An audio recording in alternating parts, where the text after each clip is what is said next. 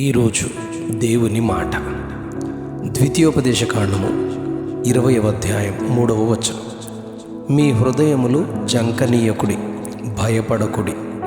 మీ హృదయములు జంకనీయకుడి, భయపడకుడి.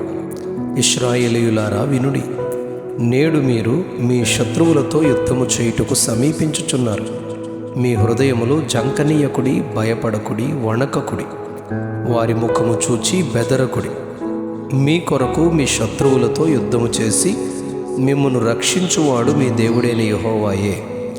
బానిసత్వములోనున్న దేవుని ప్రజలు దేవునికి మొరపెట్టినప్పుడు ఆయన వారి మొర ఆలకించి వారిని బబులోను నుండి వెలుపలికి నడిపించుటకు, వారికి ముందుగా నడుచుటకు ఆయన మోషే అహరోనులను నియమించి వారిని పాలు తేనెలు ప్రవహించు దేశమునకు తీసుకుని వెళ్ళుచుండగా ఎందరో వారికి త్రోవనిచ్చి వారికి శుభము పలికిరి, వెళ్ళుమనిరి. గాని కొందరు వారిని ఎదిరించినప్పుడు వారిపై దేవుడు యుద్ధమునకు వెళ్ళక మునుపు వారికి సమాధానము నిమిత్తము రాయబారమును పంపించాలని, వారు సమాధానమును అని చెప్పినప్పుడు ముందుకు వెళ్ళవచ్చు.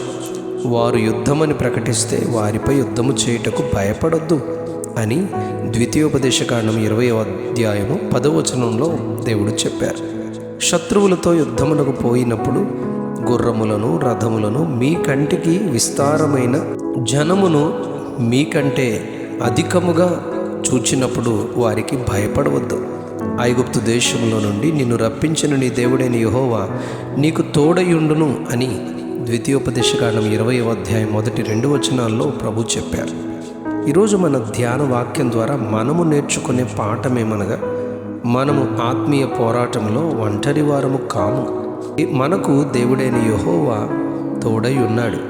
మనము పోరాడున్నది శరీరాలతో కాదు గాని ప్రస్తుత అంధకార సంబంధులకు లోకనాథులతోనూ ఆకాశ మండలమందున్న దురాత్మల సమూహములతోనూ పోరాడుచున్నామని ఎఫెసీ పత్రిక 6వ అధ్యాయం 12వ వచనంలో చెప్పబడింది.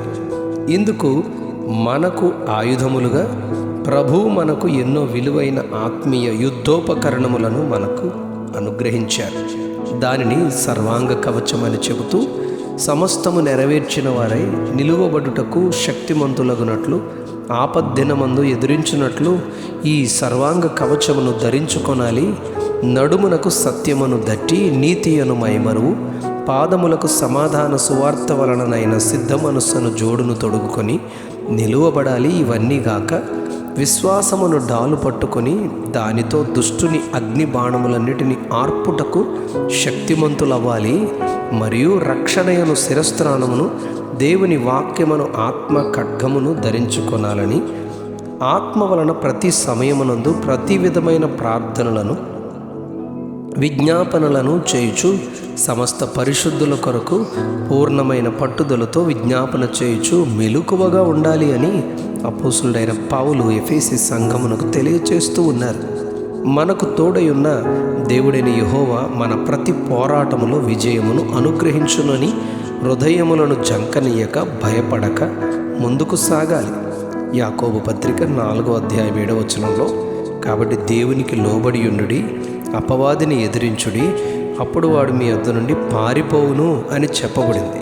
పేతురు రాసిన మొదటి పత్రిక 5వ అధ్యాయము 8వ వచనంలో, నిబ్బరమైన బుద్ధి గలవారై మెలకువగా ఉండండి, మీ విరోధి అయిన అపవాది గర్జించు సింహము వలె ఎవరిని మృంగుదునా అని వెదుకుచూ తిరుగుచున్నాడు గనుక అపవాదిని గూర్చి విశ్వాసములోనున్న మనము భయపడక వారిని ఎదిరించున్నట్లుగా దేవునికి లోబడి మన గమ్యము చేరు వరకు పోరాడుచు అలసిపోక, జంకక, భయపడక, బెదరక, మనకు తోడయుండి మనతో నుంచు మన పక్షముగా పోరాడే దేవుని కొరకు ఈ విశ్వాస జీవిత పోరాటంలో ఆయనను బట్టి ధైర్యము పొందుతూ అంతము వరకు మనము సాగిపోదుము గాక.